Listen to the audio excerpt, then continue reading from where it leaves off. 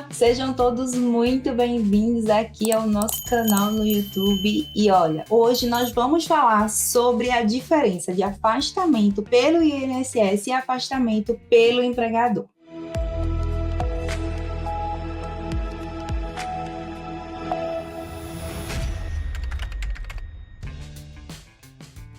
Eu sou a Natália Santos, sou professora de vocês na pós-graduação em Departamento Pessoal e Legislação Trabalhista e hoje vamos tirar essa dúvida, né? Que muita gente fica com essa dúvida sobre esses tipos de afastamento. Então vamos lá, deixa eu começar te perguntando aqui. Você sabe a diferença de afastamento pago pelo empregador e o afastamento pago pelo INSS? Se você ainda não sabe totais diferenças, fica aqui comigo nesse vídeo que a gente vai desvendar esses mistérios para você, trazer as regras e as responsabilidades e o impacto de cada modalidade, inclusive a documentação necessária que o empregado ele precisa ter, tanto para entregar ao empregador quanto para levar para o INSS. Simbora? Para ficar bem mais claro para vocês, eu separei um mapa mental aqui com as principais diferenças e a gente vai trazendo e deixando isso muito bem claro para vocês. Bora lá? Vamos lá. Você já se perguntou em algum momento quando é que a licença médica ela afasta o trabalhador para que a empresa não pague ou quando é a parte do INSS? Isso é uma dúvida muito comum, tá? Isso é muito comum mesmo. Então hoje eu quero mostrar para vocês essas principais diferenças, né, para não ter dor de cabeça lá na empresa, para que você, profissional do departamento pessoal, consiga trazer essas respostas com mais assertividade quando o empregador for te questionar. Vamos começar pelo afastamento do empregador, que é o quê? Os primeiros 15 dias. Então, esses primeiros 15 dias, ele é pago diretamente pelo empregador. Então, os primeiros 15 dias, sejam eles consecutivos ou não, tá? De afastamento de doença ou de acidente, quem paga é o empregador. O empregador, ele faz o desembolso desse pagamento e ele paga integralmente, como se o trabalhador estivesse lá trabalhando, como se nada tivesse acontecido. Mas o que acontece? Nesse momento, o contrato de trabalho, ele fica ativo e ele está suspenso. Por que suspenso? Porque ele está afastado, né, das atividades, porém com um atestado médico. E nesse momento, não há necessidade ainda de perícia do INSS. Então, precisa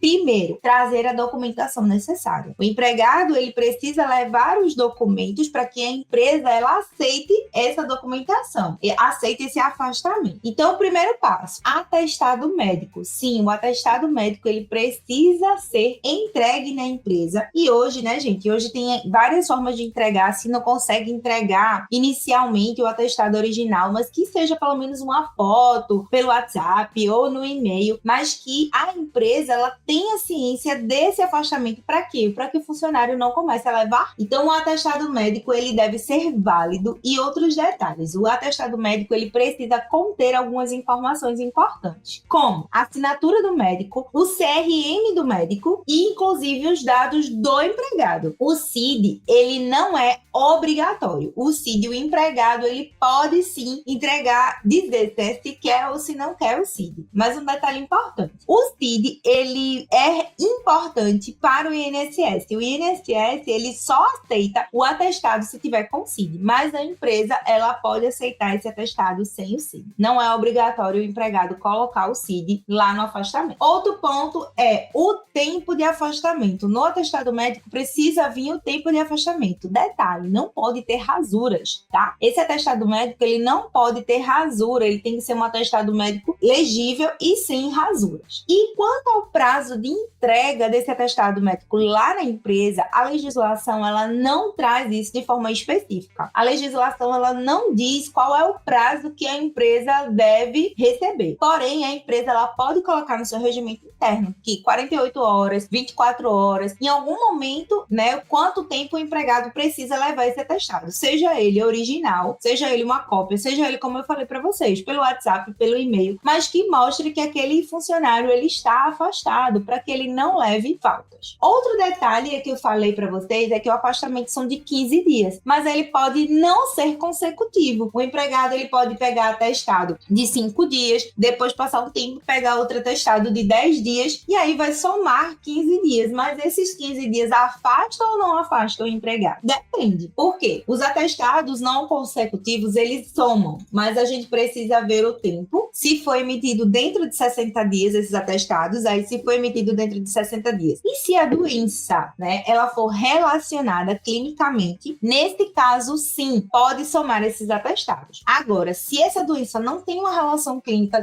no momento ele, sei lá, teve um problema de tendinite, aí depois ele teve um outro problema de renal, sei lá, doenças que não são relacionadas entre si, aí nesse caso não soma, tá bom? Mas se dentro de 60 dias ele for afastado pela mesma doença ou relacionada, nesse caso, sim, vai somar esses atestados e a partir do 16º dia ele vai para o INSS. Então, quer dizer que a partir de até 15 dias, ele é por conta do empregador. Mas teve a partir do 16º dia, então 15 dias, né? Tava lá, depois ele pegou o atestado de um dia, esse um dia ele vai para o INSS. E quais são os requisitos para concessão desse atestado médico? Nesse caso, a partir do 16º dia de afastamento com comprovação médica, ele precisa ter alguns requisitos, com carência mínima de 12 meses de contribuição INSS. A gente tem uma exceção se for para acidente de trabalho ou se for doença grave, né, como uma cegueira, alguma coisa assim, não precisa ter essa carência de 12 meses. Ele precisa estar na qualidade de segurado e estar com as contribuições em dia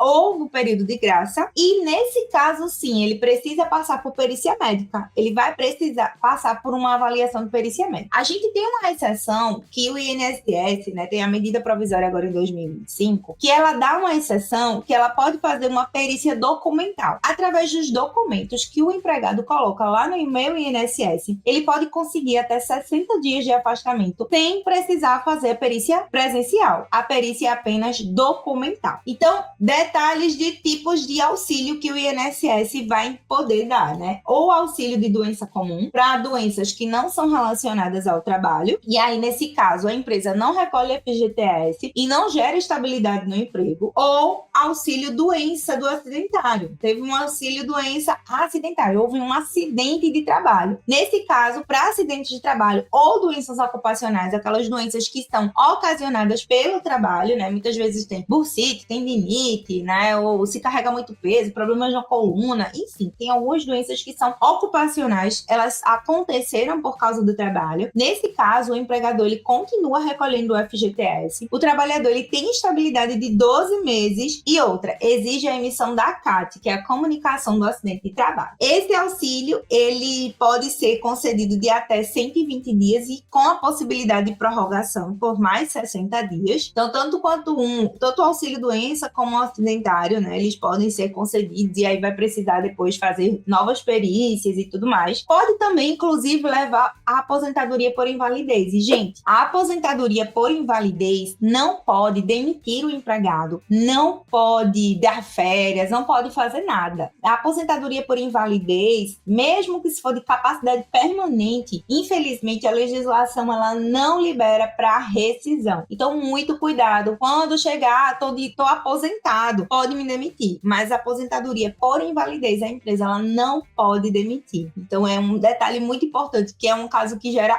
muitas e muitas dúvidas.